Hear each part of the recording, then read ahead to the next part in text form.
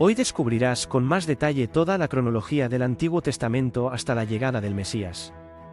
Estoy convencido de que al finalizar este contenido, serás iluminado por las Escrituras y comprenderás de manera completa la historia del pueblo de Dios. Todo lo que se presentará aquí está extraído del libro Panorama de la Historia Cristiana, escrito por el pastor Hernández Díaz López. Todo comenzó desde el principio, antes de la creación misma, cuando solo Dios existía. Él ha existido eternamente, no tuvo comienzo, ya que es el origen de todo. Dios no fue creado, sino que es el creador de todo lo que existe.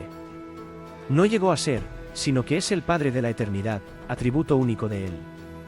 En los primeros momentos, Dios creó los cielos y la tierra. En el sexto día de la creación, formó al ser humano a su imagen y semejanza. Primero al hombre, y luego, a partir de él, a la mujer.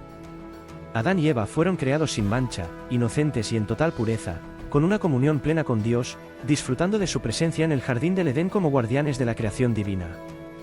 Sin embargo, su desobediencia los llevó a caer en el pecado, y toda la humanidad fue arrastrada hacia la depravación. Todos descendemos de Adán. Adán y Eva tuvieron dos hijos, Caín y Abel. Motivado por la envidia, Caín mató a su hermano, convirtiéndose en el primer homicida de la historia. Más tarde, tuvieron un tercer hijo llamado Seth, a través de quien se inició una descendencia piadosa que se volvió hacia Dios. No pasó mucho tiempo antes de que la tierra se llenara de maldad y violencia, por lo que Dios decidió borrar de la faz de la tierra a la humanidad. Pero halló a un hombre justo, Noé, y decidió salvarlo junto a su familia a través del arca que él construyó. Con el diluvio, Dios juzgó al mundo, pero preservó a Noé, su esposa, sus tres hijos Sem, Cam y Jafet, y sus esposas. Mediante los descendientes de Noé, Dios repobló la tierra, dando origen a distintas naciones. Sem se convirtió en el antepasado de las naciones semíticas, Cam, en el progenitor de las naciones africanas y asiáticas, y Jafet, en el origen de las naciones europeas. Tiempo después, Dios seleccionó una familia para que de ella surgiera el pueblo que sería el medio para traer al Salvador prometido al mundo. Llamó a Abraham de Ur de los Caldeos, quien dejó su tierra y familia para convertirse en un caminante de la fe, levantando altares a Dios a medida que avanzaba.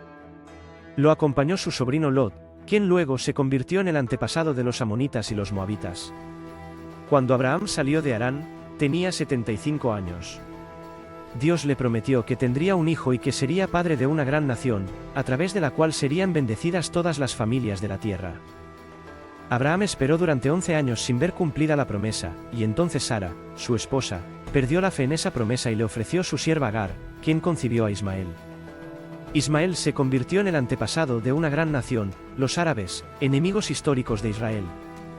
Cuando Abraham tenía 99 años, Dios se le apareció y le pidió que contara las estrellas del cielo, asegurándole que su descendencia sería tan numerosa como ellas, aunque le advirtió también que su linaje sufriría esclavitud durante 430 años. Fue en ese momento que Dios cambió el nombre de Abrem, que significa Gran Padre, a Abraham, que significa Padre de muchas naciones, aunque el hijo prometido aún no había nacido.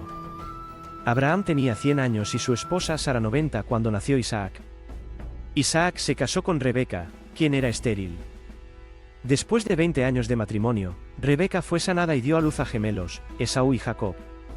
Esaú se convirtió en el antepasado de los edomitas, y Jacob, después de un encuentro transformador con Dios, fue renombrado Israel, convirtiéndose en el patriarca de los israelitas. Además de las menciones generales de los patriarcas, es importante recordar algunos eventos clave en sus vidas que moldearon la historia del pueblo de Dios. Abraham, conocido por su fe inquebrantable, enfrentó la prueba máxima cuando Dios le pidió que sacrificara a su hijo Isaac, un acto que prefiguró futuros sacrificios y mostró la profundidad de la fe y confianza en Dios.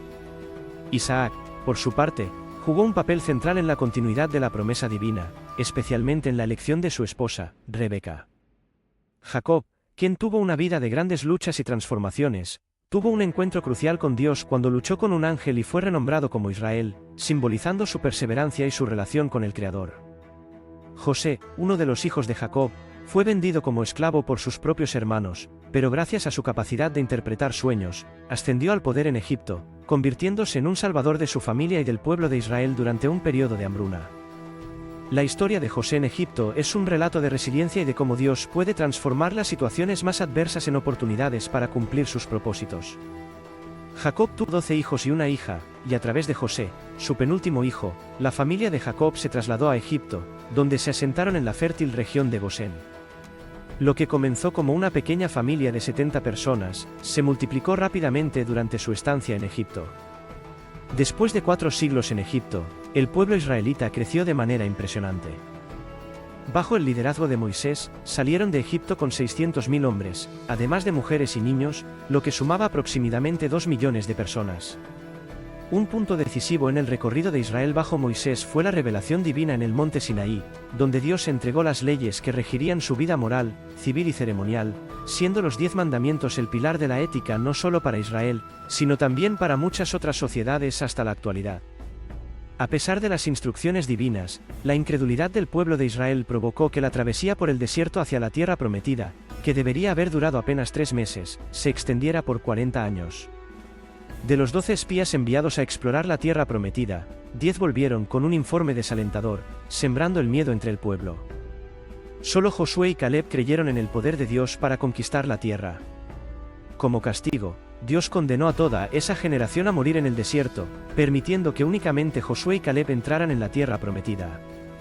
Tras los 40 años en el desierto, la conquista de la tierra prometida bajo el mando de Josué tomó 6 años, aunque aún quedaba mucho territorio por dominar.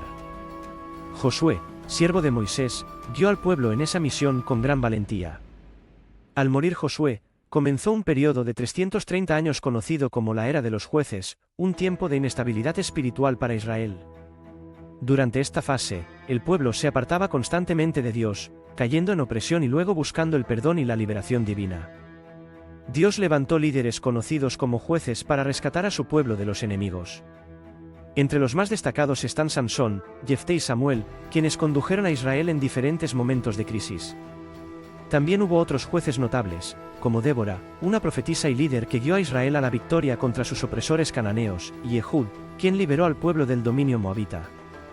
A lo largo de este periodo, Dios mostró su providencia y misericordia, guiando y restaurando a su pueblo en tiempos difíciles. Después de esta larga etapa de gobierno teocrático, el pueblo de Israel, deseando ser como las naciones vecinas, pidió un rey. Rechazaron a Dios como su único gobernante, y Samuel, el último juez, ungió a Saúl como primer rey de Israel. Saúl reinó durante 40 años, comenzando con humildad, pero su orgullo y desobediencia lo llevaron a caer en la apostasía. David lo sucedió en el trono, también gobernando por 40 años.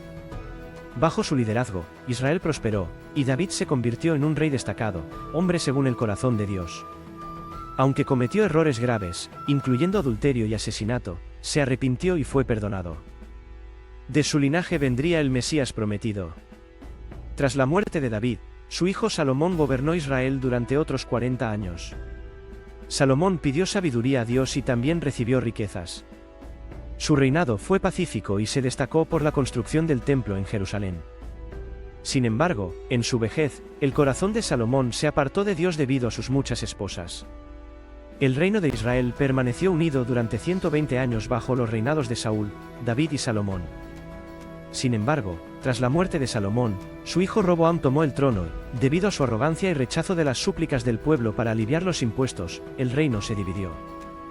10 tribus del norte se rebelaron y formaron el reino del norte bajo el liderazgo de Jeroboam, mientras que las tribus de Judá y Benjamín permanecieron fieles en el reino del sur, también conocido como Judá. El reino del norte duró 209 años, con 19 reyes, todos impíos y alejados de Dios. Jeroboam instituyó la adoración de becerros de oro para evitar que el pueblo viajara a Jerusalén y fuera influenciado políticamente por los reyes de Judá. Ninguno de los reyes del norte buscó a Dios, y todos siguieron caminos corruptos.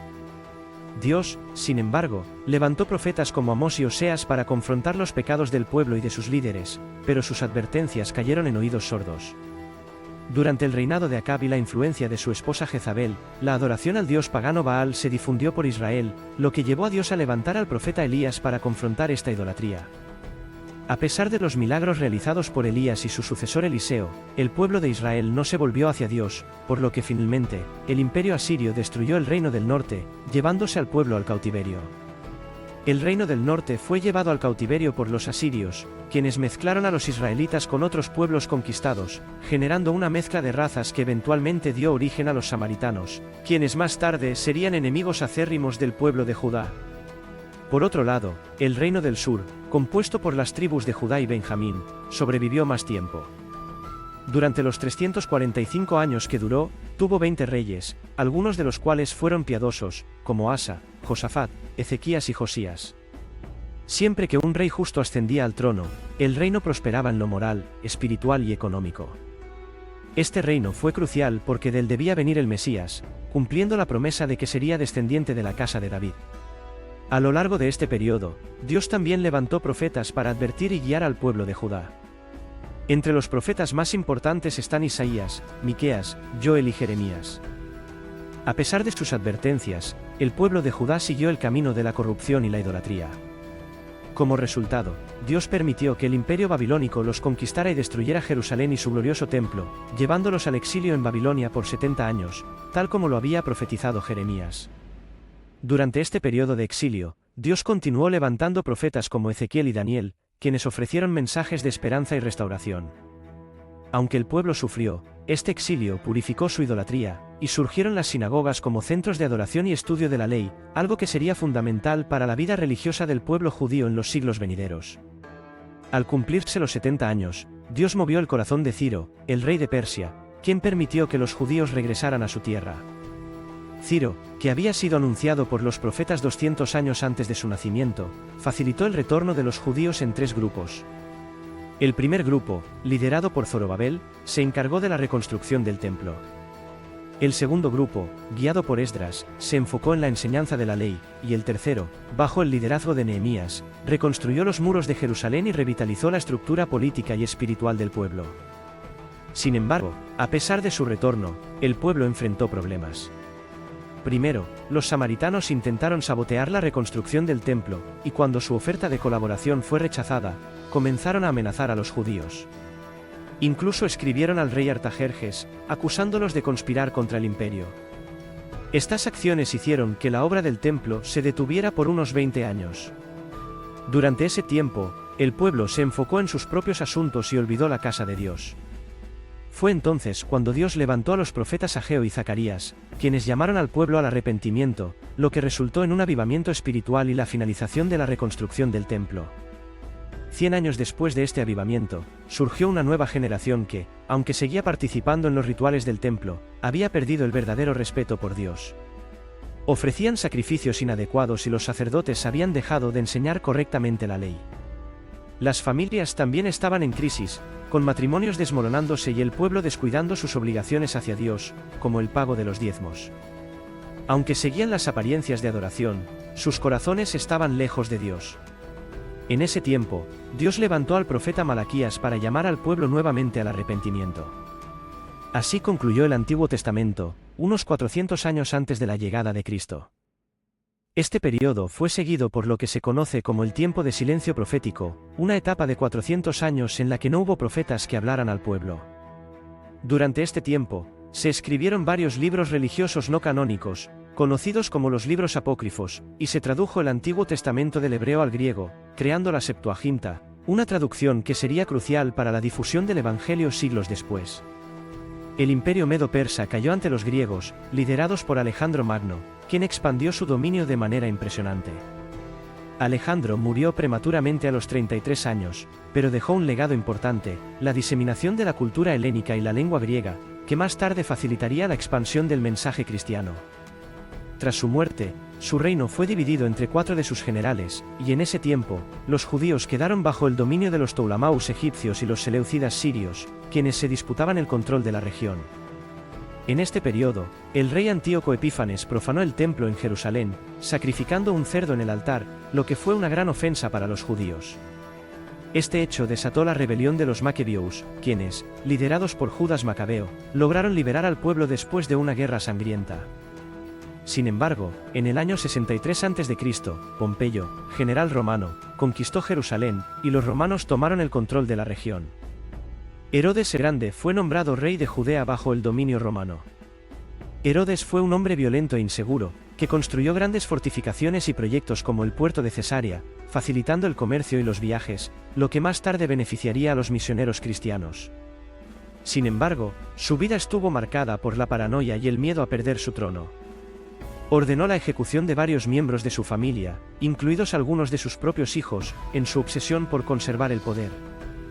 Después de la muerte de Herodes, su reino fue dividido entre sus hijos, y fue en este contexto de ocupación romana y corrupción interna que el pueblo de Israel comenzó a clamar con más fervor que nunca por la venida del Mesías, un Salvador que los liberara de la opresión. Espero que hayas disfrutado de este relato sobre la historia del Antiguo Testamento. Si te ha gustado, compártelo, dale me gusta y deja tu comentario. Eso ayudará a que más personas puedan beneficiarse de este contenido. Hasta el próximo vídeo.